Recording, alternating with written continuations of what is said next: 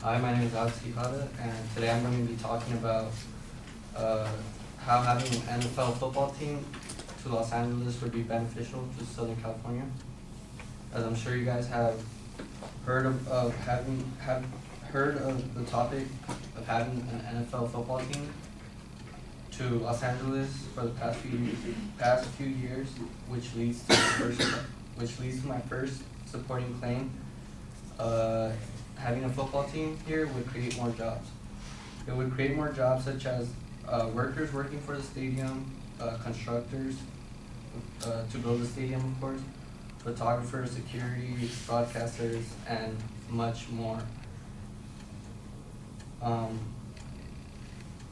think it would be very helpful, especially in this economy we're in, to expand in jobs through Southern California, which leads to my secondary claim.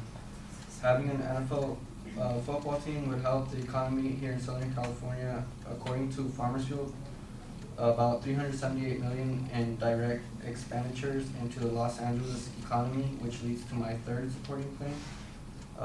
Millions of dollars would be given back to the community, and the money could be used for things such as remodeling streets and highways, funds for the schools, for students, for having a better education, of course, and other major projects.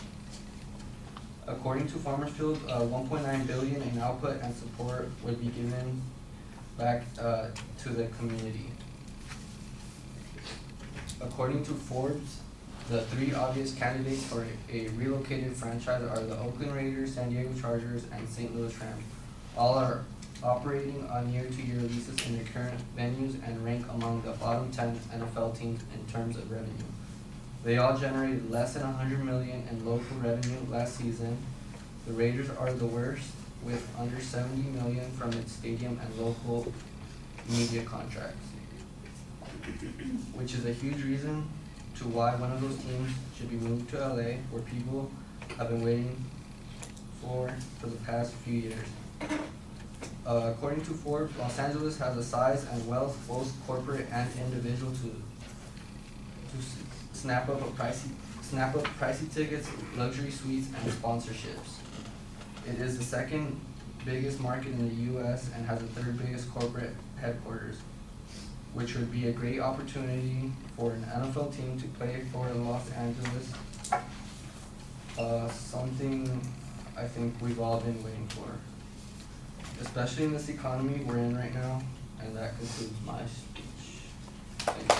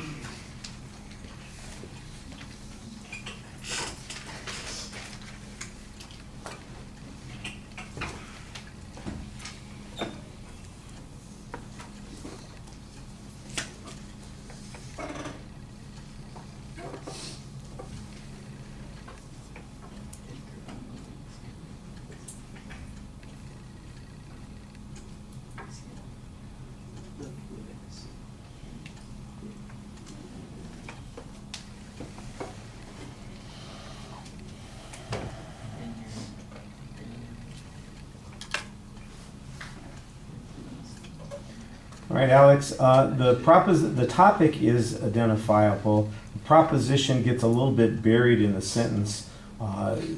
It really needs to be phrased as a proposition. When you start off with how having something, that doesn't sound like a declarative statement. It sounds like it's an informative or an expository statement.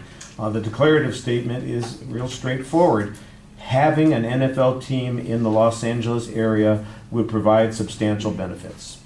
That's the way you need to say it. Everything else is superfluous. It's outside of what you need. Be direct in stating your position. I thought you were a little bit better on the secondary issues in identifying them as declarative statements than you were on your main point.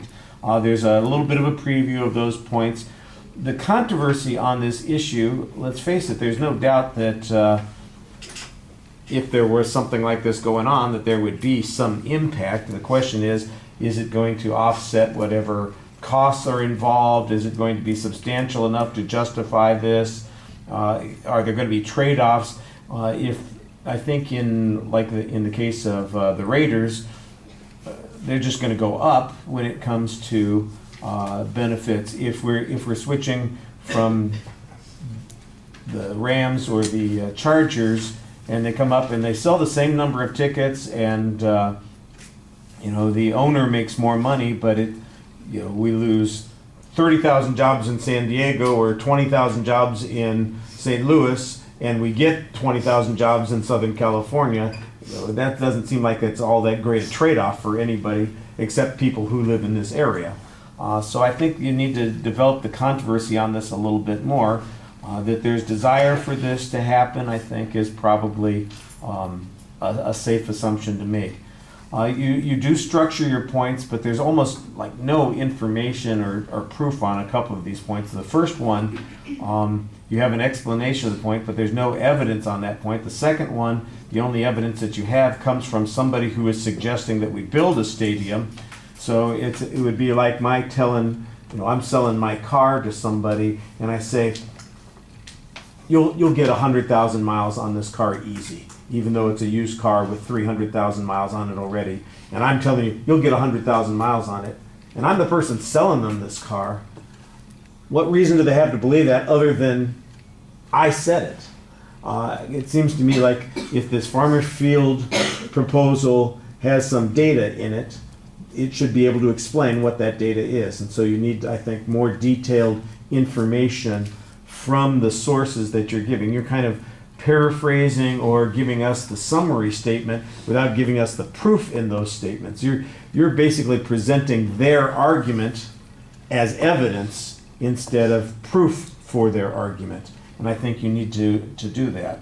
I thought you got a little bit better in the last couple of points because you had some more information that you attributed to the Forbes article, for instance, that talked about why there's good motivation here, gives a little bit of an explanation about why it would have economic advantages, that sort of thing.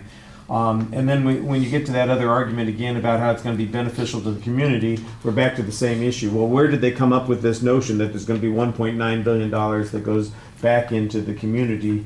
That's a pie in the sky promise.